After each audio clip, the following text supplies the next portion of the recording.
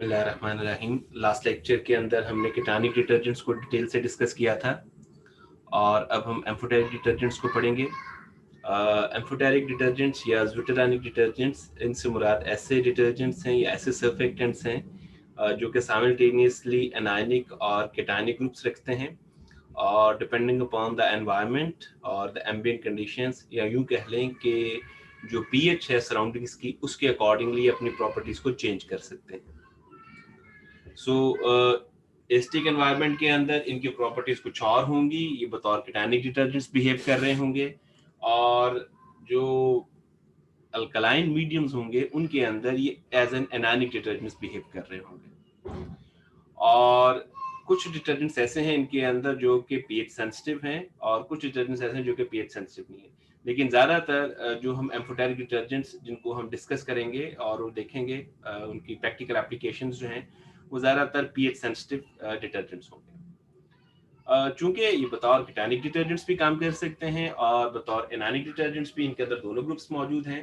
तो जब अगर इसका हम प्रैक्टिकल पर्सपेक्टिव से देखें कि जो कीटाणिक पार्ट है वो यूजुअली अमाइंस होंगे या क्वाटरनी अमोनियम कंपाउंड्स होंगे। जैसे आपने पिछले लेक्चर के अंदर जो कीटाणिक डिटर्जेंट्स है उसमें पढ़ा था कि क्वाटरनी अमोनियम सॉल्ट्स जो हैं वो बतौर कीटाणिक डिटर्जेंट्स बिहेव करते हैं। तो बिल्कुल इसी तरह यहाँ पर इन डिटर्जेंट्स की स्ट्रक्चर के अंदर क्वाटरनी अमोनियम कंपाउंड या क्वाटरनी अमोनियम हाइड्रोफिलिक ग्रुप्स जो है वो यहाँ पर मौजूद होंगे, या अमाइन ग्रुप्स भी मौजूद हो सकते हैं। तो ये बिहेव कर रहे होंगे एज एन कीटाणिक डिटर्जेंट्स, जबकि इसके साथ जो एनानिक पार्ट है या जो एनायनिक फंक्शनल ग्रुप्स हैं उनके अंदर मोस्टली सल्फोनेट्स हो सकते हैं, फॉस्फेट्स हो सकते हैं और कार्बोक्सिलेट्स हो सकते हैं। ये भी एक लिहाज से हाइड्रोफिलिक ग्रुप ही होंगे। तो लिहाजा कीटायनिक और एनायनिक जो दोनों ग्रुप्स हैं वो हाइड्रोफिलिक इन नेचर हैं, बिल्कुल उसी तरह जैसे हमने उनको अलग अलग पढ़ा था। यानी कि जब एनायनिक डिटर्जेंट्स हम पढ़ रहे थे तो उस वक्त हम डिस्कस कर रहे थे कि इनके ऊपर नेगेटिव चार्ज है और हाइड्रोफिलिक इन नेचर है, जैसे कि सल्फोनेट्स हैं। और जब हम इसी तरह कीटायनिक डिटर्जेंट्स पढ़ रहे थे तो बताया था कि क्वाटरनी अमोनियम कंपाउंड्स हैं, हाइड्रोफिलिक इन नेचर है और इनके ऊपर पॉजिटिव चार्ज है, जो कि यहाँ पर भी इसी तरह मौजूद होंगे।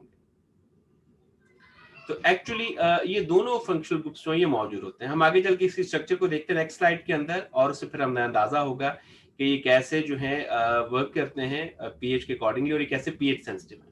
सो एम्फोटेरिक डिटर्जेंट जो है वो जनरली पीएच सेंसिटिव पर्सपेक्टिव से डिस्कस किए जाते हैं और उनके अकॉर्डिंगली इनकी एप्लीकेशंस हैं।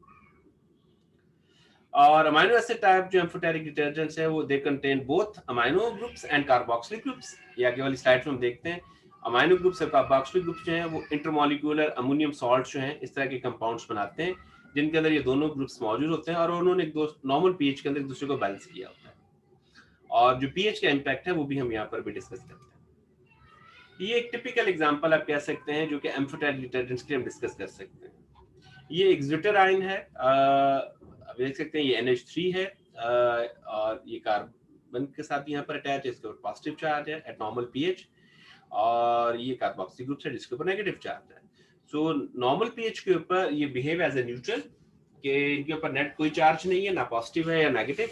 नॉर्मल पीएच के ऊपर जो भी है एक वेरी करती कंपाउंड। आर ग्रुप जो है ये हाइड्रोफोबिक इन नेचर है, और ये डिसाइड करता है कि सर्फेक्टेंट्स की हाइड्रोफोबिसिटी कैसी है। आर की चेन लेंथ या जो नेचर है ये डिसाइड करती है हाइड्रोफोबिसिटी के बारे में। अब जब ये एसिडिक एनवायरनमेंट के अंदर आएगा और इसको प्रोटोनेट किया जाएगा तो ये कार्बोक्सिलिक एसिड ग्रुप जो है ये प्रोटोनेट हो जाएगा। सो इसका मतलब है लो पीएच के ऊपर या बिलो 7 पीएच के ऊपर आप यूं कह सकते हैं, या एसिडिक एनवायरनमेंट के अंदर सेफली हम कह सकते हैं कि एसिडिक एनवायरनमेंट के अंदर ये प्रोटोनेट हो जाएगा और इसके ऊपर पॉजिटिव चार्ज अपीयर हो रहा हो। अब यहाँ पर नाइट्रोजन पे पॉजिटिव चार्ज है, ये बैलेंस हो गया, और इसको हम कह सकते हैं कि कीटानिक डिटर्जेंट है। और टिपिकल अमोनियम क्वाटरनी अमोनियम कंपाउंड है जहाँ पे नाइट्रोजन की वैलेंसी जो है वो 4 है, तो उसको हम कीटानिक डिटर्जेंट के तौर पे यूज कर सकते हैं। तो इसका मतलब ये पीएच सेंसिटिव है, but at the same time at higher pH alkaline media के अंदर क्या होगा कि ये डीप्रोटोनेट यहाँ से हो सकेगा, और ये हिस्सा जो इसके ऊपर नेगेटिव चार्ज रहेगा। तो इस पॉइंट के ऊपर ये as an anionic detergent behave कर रहा होगा, जिसकी हम टिपिकल क्लेंजिंग एप्लीकेशंस पढ़ते हैं। सो पीएच चेंज करने होने से इस डिटर्जेंट्स की प्रॉपर्टीज चेंज हो जाती हैं। एम्फोटेरिक डिटर्जेंट्स की डिफरेंट एग्जांपल्स हैं, ढेर सारी एप्लीकेशंस हैं। एज क्लिनजिंग एजेंट के तौर पर भी इस्तेमाल हो रहा होता है, एज एन एंटीस्टैटिक एजेंट के तौर पर भी इस्तेमाल होता है, sometime as an emulsifying agent के तौर पर भी इस्तेमाल होता है, but it all depends that कि किस पीएच के ऊपर आप इसको क्या एप्लीकेशन हासिल करना चाहते हैं। सो पीएच सेंसिटिव होने की वजह से हम इसको डिजायर्ड एप्लीकेशंस के लिए या पीएच सेंसिटिव एनवायरनमेंट्स के अंदर इसको यूज कर सकते हैं। टिपिकली ये एक हाइड्रोफोबिक टेल है, कोकामाइडोप्रोपाइल बिटेन है, शैम्पूस के अंदर इस्तेमाल होने वाला ये कॉमन डिटर्जेंट है। जैसे मैंने बताया कि इंडिविजुअली ये क्लीनिंग एप्लीकेशन के लिए ऐसे इस्तेमाल नहीं होते, बल्कि along with other detergents, anionic detergents खास तौर पर ये शैम्पू एप्लीकेशंस के लिए, ये क्लीनिंग एप्लीकेशन के लिए शैम्पू पाउडर्स के अंदर या लिक्विड शैम्पूस के अंदर ये इस्तेमाल हो रहे होते हैं। सो ये एक टिपिकल हाइड्रोफोबिक टेल है, आप देख सकते हैं, जो कि एक लॉन्ग हाइड्रोकार्बन चेन है। और यहाँ पर अगर आप देखें तो ये टर्मिनल पोजीशन जो हमारे पास यहाँ पे मौजूद है कार्बोक्सिलेट्स की सूरत में, ये नेगेटिवली चार्ज है, जब प्रोटोनेट होगा तो ये सब प्रोटोनेट हो जाएगा और ये जो कॉटन अमोनियम कंपाउंड है ये एज एन केटायनिक डिटर्जेंट बिहेव करेगा। और अगर ये अल्कलाइन मीडिया के अंदर जाएगा तो of course it will be working as an anionic detergent.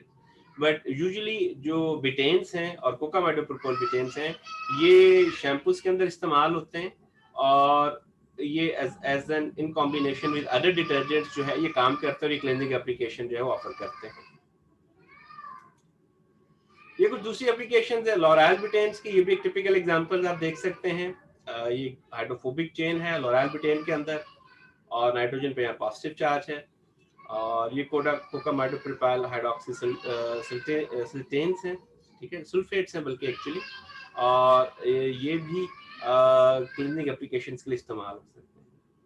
और ये कुछ और एग्जांपल जिसमें ग्लाइसिनेट्स हैं जिसको हम यूज कर रहे हैं।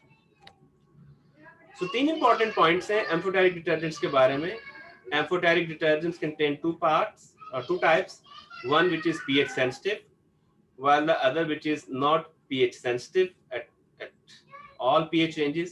लेकिन मोस्टली हमारा वास्ता जो है वो pH sensitives के साथ ही पड़ता है, इनके एप्लीकेशन ज़्यादा वाइड हैं और ये ज़्यादा डाइवर्स एप्लीकेशन रखते हैं और इनको डील करते हैं। Aqueous solution of former pH sensitive has varying dissociation degree with varying pH value। pH value change हो जाएगी तो जनाब प्रॉपर्टीज चेंज हो जाएंगी।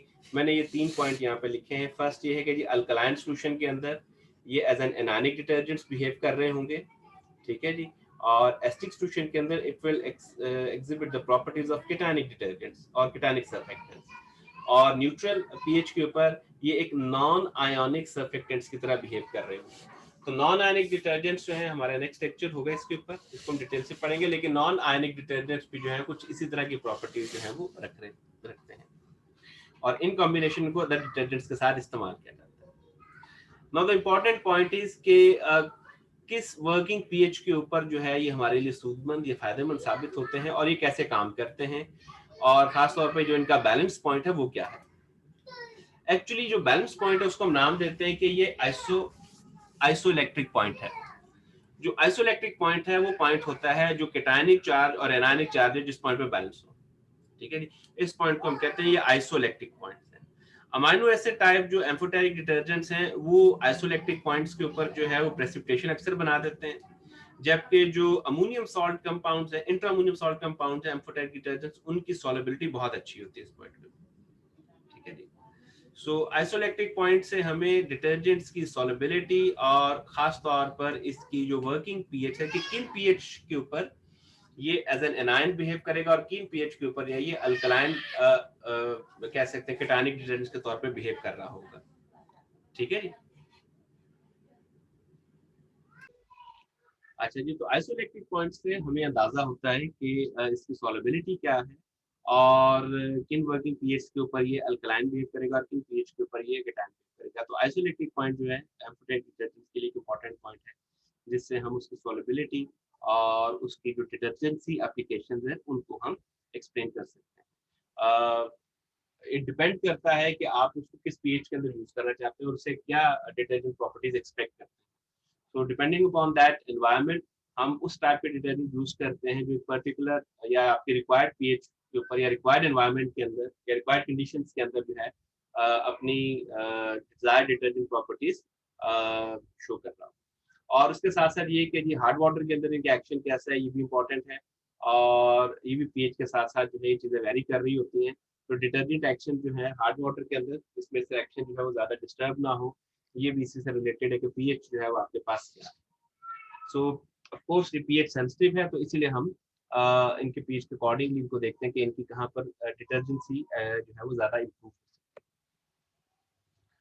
इन जनरल जो एम्फोटेरिक डिटर्जेंट्स है इनकी टॉक्सिसिटी कम, ठीक है जी। और न सिर्फ टॉक्सिसिटी कम है क्योंकि ज़्यादा जल्दी पोलर ग्रुप्स हैं, ड्यूटर आयनिक्स हैं, तो ये बायोडिग्रेडेबल हैं as compare to other detergents, typical anionic detergents. So that's why they are often added के नॉर्मल शैम्पू फॉर्मुलेशंस के अंदर कि इनकी टॉक्सिसिटी भी लो है और ये बायोडिग्रेडेबल। ऑफ कोर्स बायोसाइडल प्रॉपर्टीज भी हैं, एंटीबैक्टीरियल प्रॉपर्टीज रखते हैं, और खास तौर पर ये स्किन के साथ इरिटेशन बड़ी कम करते हैं। मोर ओवर 3 इंपॉर्टेंट प्रॉपर्टीज यहाँ पे लिखी है: low toxicity, antibacterial properties and excellent resistance to hard water. So hard water के अंदर इनका एक्शन जो है वो डिस्टर्ब नहीं होता, जो कि टिपिकल डिटर्जेंट्स का तो वाकई नहीं होता, लेकिन चूंकि ये ज्यूटराइंस होते हैं तो लिहाजा ये ज्यादा बेहतर तौर पर डिटर्जेंट एप्लीकेशंस ऑफर करते हैं as compare to sometimes anionic detergents, जबकि जबकि हार्ड वाटर के अंदर अगर इन केसेस, इन सब केसेस के एक्शन जो है वो डिटर्जेंट एक्शन जो है वो कम हो रहा हो। ये बड़ा स्टेबल फॉर्म बनाते हैं, बहुत ज्यादा फोमिंग कैरेक्टरिस्टिक्स तो नहीं है, बहुत हाई फोमिंग तो नहीं कैरेक्टरिस्टिक जैसे एनानिक की है, लेकिन स्टेबल फॉर्म बनाते हैं, और उसके साथ साथ एक माइल्डरनेस भी जो है क्रिएट करते हैं, बहुत ज्यादा रफ नहीं कर देते स्किन को या हेयर्स को, तो इसलिए ये सूटेबल है। और चूंकि स्किन के साथ इनकी इरिटेशन कम है, तो ये बेबी शैम्पूज के अंदर फ्रीक्वेंटली इस्तेमाल होते हैं। So they are used for shampoo purpose, foaming agents with high safety. Of course, they are safe. They have low toxicity and low irritation. और इसी तरह जो दूसरी एग्जांपल है कॉटनाइज्ड फैटी एसिड्स जो है माइल्ड प्रॉपर्टीज होने की वजह से, again I would say that mild properties होने की वजह से उनका स्किन के साथ जो इरिटेशन जो है वो कम, and that's why they are used in the baby shampoo. तो बेबी शैम्पूज के अंदर जो है नॉर्मल एनानिक डिटर्जेंट्स के साथ एम्फोटेरिक डिटर्जेंट्स को भी यूज किया जाता है, या टिपिकली एम्फोटेरिक डिटर्जेंट्स ही मेनली जो होते हैं इस्तेमाल किए जाते हैं। और आपने वो सुना होगा नाम नो मोर टीयर्स का, जॉनसन एंड जॉनसन का जो बेबी शैम्पू है। तो बेसिकली नो मोर टीयर्स का पर्पज ये कि शैम्पू जब आंखों को लगता है बच्चों के, तो उनकी आंखों को इरिटेशन नहीं होती। सो दैट्स व्हाई इस तरह के डिटर्जेंट जो है जिनका एक्शन माइल्ड है, बहुत स्ट्रॉन्ग क्लींजिंग एक्शन नहीं है, माइल्ड क्लींजिंग एक्शन है, और स्किन के साथ इरिटेशन इनकी नहीं है, इनको हम बेबी केयर प्रोडक्ट्स या बेबी शैम्पूज के अंदर इस्तेमाल करते हैं। ऑफ कोर्स दूसरे शैम्पूज के साथ भी हम इसको मिक्स करके इस्तेमाल कर सकते हैं, लेकिन पर्पस यही होता है कि ये इनको ऐसी स्किन के लिए इस्तेमाल किया जाए जो स्किन सेंसिटिव है, और इसके साथ जो जिसके ऊपर क्लेंजिंग या जो डिटर्जेंसी का एक्शन है वो माइल्ड, ठीक है जी। So they have mild cleansing action. Next point is के एफोटेरिक डिटर्जेंट्स रेयरली अकेले कम ही यूज होते हैं, ऑलमोस्ट ये दूसरे शैम्पूज के साथ जो है ये कॉम्बिनेशन में इस्तेमाल हो रहे होते हैं, खासतौर पर फैटी अल्कोहल सल्फेट्स के साथ, जो कि इनकी सॉलिबिलिटी को भी बढ़ाते हैं, इरिटेशन प्रॉपर्टीज ऑफ कोर्स कम कर रहे होते हैं, विस्कोसिटी को इंक्रीज कर रहे होते हैं, और फोम को स्टेबिलिटी दे रहे होते हैं, स्टेबल फोम बनाते हैं। इसके अलावा एफोटेरिक डिटर्जेंट जो है एंटीस्टैटिक प्रॉपर्टीज रखते हैं, और मेटल डस्ट एजेंट जो है वहाँ पे इसको इस्तेमाल किया जाता है उसको रिमूव करने के लिए। लेकिन ऑफ कोर्स इसकी कॉस्ट जो है इन टर्म्स ऑफ कॉस्ट ये इनआयनिक डिटर्जेंट के मुकाबले में रिलेटिवली हाई कॉस्ट है, तो इसी वजह से जो बेबी शैम्पूज है इनकी प्राइस जो है वो रिलेटिवली हाई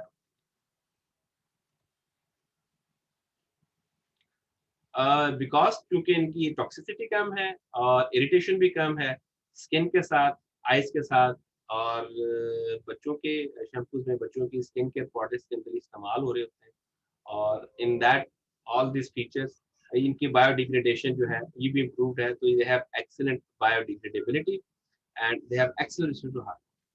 सो इस वजह से ये बहुत सारी इंडस्ट्रियल एप्लीकेशन पे इस्तेमाल हो रहे होते हैं, और खासतौर पर टेक्सटाइल इंडस्ट्री के अंदर, ऑक्सिलरीज के अंदर, ठीक है जी, डाई ऑक्सिलरीज के अंदर वहाँ पर इस्तेमाल होते हैं, फार्मास्यूटिक्स के अंदर मिक्सिंग के लिए, डाइस के अंदर, पिगमेंट्स के अंदर, और इसके अलावा केमिकल इंडस्ट्री के अंदर बहुत सारी एप्लीकेशन है, फोमिंग के अंदर antistatic application. Amphoteric detergents have good applications when combined with other detergents, and apart from that, uh, their biodegradation is good as compared to the other cleaning applications point of view. So इसलिए इसकी price high है, लेकिन जो इसकी applications हैं ये ज़्यादा versatile होने की वजह से समटाइम्स दे आर प्रेफर्ड, क्योंकि स्किन के साथ इनका एक्शन जो है डिटर्जेंसी पॉइंट ऑफ व्यू से वो friendly. So that's all about amphoteric detergents, इनकी applications, इनकी structure, इनकी properties और इनका जो background है, ये examples जो हैं वो इन slides के अंदर मौजूद है। नेक्स्ट लेक्चर इंशाल्लाह हम जो है फोकस करेंगे नॉन आयनिक डिटर्जेंट्स के ऊपर और देखेंगे वो किस तरह काम करते हैं और क्या उनके एप्लीकेशन है। सो मोस्टली हमारा जो डिटर्जेंट्स का टॉपिक है ये भी कंप्लीट होने जा रहा है और सिर्फ एक जो है वो टाइप डिटर्जेंट्स की रह गई है, उसको हम डिस्कस करेंगे नेक्स्ट लेक्चर के अंदर। और उसके साथ ही फिर हम जो एनवायरमेंटल इम्पैक्ट्स इम्प्लीकेशंस हैं सिंथेटिक डिटर्जेंट्स की उनको भी डिस्कस करेंगे। So if you have any questions, any queries, just let me know. I would be happy to answer. और मैं ये स्लाइड्स भी जो है वो आखिर में आपके साथ शेयर, लेकिन ऑफ कोर्स लेक्चर का पार्ट तो ये ऐसे। So that's it. अगर आपको कोई चीज़ समझ नहीं आई या कोई आप चीज़ पूछना चाहते हो तो हम उसके लिए उसको दोबारा डिस्कस भी करेंगे और आप मुझे अपनी क्वेरीज जो है वो ड्रॉप कर सकते हैं, जिसको मैं टाइम टू टाइम आंसर। ठीक है जी, that's it from today's hour. Thank you जी, अल्लाह हाफिज़।